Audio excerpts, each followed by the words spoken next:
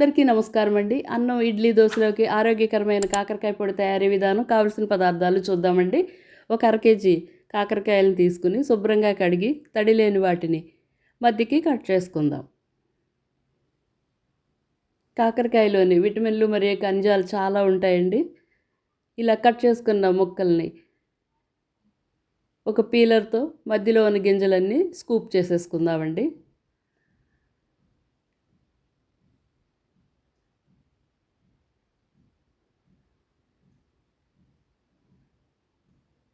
ఇలానే మొత్తం అన్ని ముక్కల్లోంచి గింజలు తీసేసుకున్న తర్వాత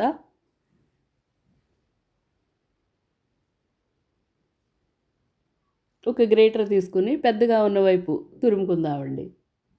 కాకరకాయ బచ్చల కూర కంటే రెట్టింపు కాల్షియం, అలానే బ్రోకలీలోని బీటా కెరోటిన్ కూడా ఉంటాయండి. ఇలా బాగా తురుముకున్న తురుము తయారైపోయిందండి. ఇప్పుడు స్టవ్ మీద ఒక కడాయి పెట్టి 2 టేబుల్ స్పూన్లు నూనె బాగా వేడైన తర్వాత ఈ తురుమంతా వేసి మీడియం టు లోలోని ఒక 10 నిమిషాలు పట్టిందండి బాగా ఫ్రై అవటానికి. ఆ నీరంతా కూడా పోవాలి కనుక. మామూలుగా అయితే ఉప్పు వేసి పిండుతారు, కానీ ఇలా కూడా బాగానే ఉంటాయి.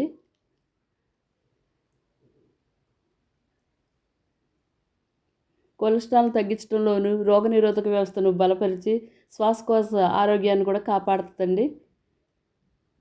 శరీరంలోని ఫ్యాట్ లెవెల్స్ని తగ్గించడంలోని, షుగర్ని అదుపులో ఉంచి బరువు తగ్గడంలో సహాయం చేసే కాకరకాయ పొడిని అన్నం మొదటి ముద్దలో తింటే చాలా మంచిదండి.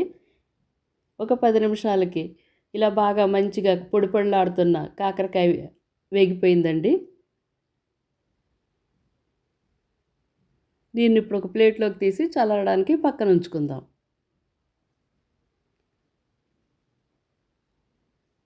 అదే కడాయిలో నూనె లేకుండా ఒక అరకప్పు పచ్చి కొబ్బరి ముక్కలు వేసి వేయించుకుందామండి. ఇలా వేగుతున్న దానిలో ఒక అరకప్పు శనగపప్పు, పచ్చి శనగపప్పు వేసి కొద్దిసేపు వేయించిన తర్వాత ఒక రెమ్మ కరివేపాకు కూడా వేసి, కరివేపాకు కూడా వేగేలాగా డ్రై రోస్ట్ చేసుకుంటూ ఉందామండి. దీన్ని కూడా ఇప్పుడు హీట్ని లో టు మీడియం పెట్టుకుందాము. ఇలా వేగుతున్న దానిలో ఒక స్పూన్ ధనియాలు, ఒక స్పూన్ జీలకర్ర వేసి, జీలకర్ర, ధనియాలు, శనగపప్పు కొద్దిగా రంగు మారే వరకు వేయించుకుందామండి. ఇలా వేగుతున్న దానిలో మన కారానికి సరిపడన్ని ఎండుమిరపకాయలు వేసుకుని వాటిని కూడా వేసి పప్పులు మంచి రంగు వచ్చే వరకు వేయించుకున్న తర్వాత వేసామన్నంతగా చిన్న చింతపండు వేసి ఫ్రై చేసుకుందామండి. ఒక 3 సెకండ్ల పాటు బాగా ఫ్రై చేసుకున్న తర్వాత వీటన్నిటినీ కాకరకాయ పొడి వేసిన ప్లేట్లోకి వేసుకుని 2 కలుపుకుందామండి.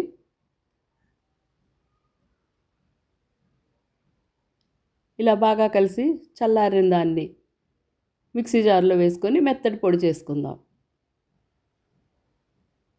ఈ పొడి ఆరిన తర్వాత ఒక డ్రై గాజు సీసాలో వేసుకుంటే ఒక 2 నెలల వరకు నిల్వ ఉంటుందండి. ఇప్పుడు మిక్సీ జార్ తీసుకొని మొత్తం పప్పులు, కాకరకాయ వేయించిన పొడి వేసుకుని దానిలో రుచికి సరిపడినంత ఉప్పు, ఒక చిన్న బెల్లం ముక్క వేసి మెత్తటి పౌడర్గా చేసుకుందాం.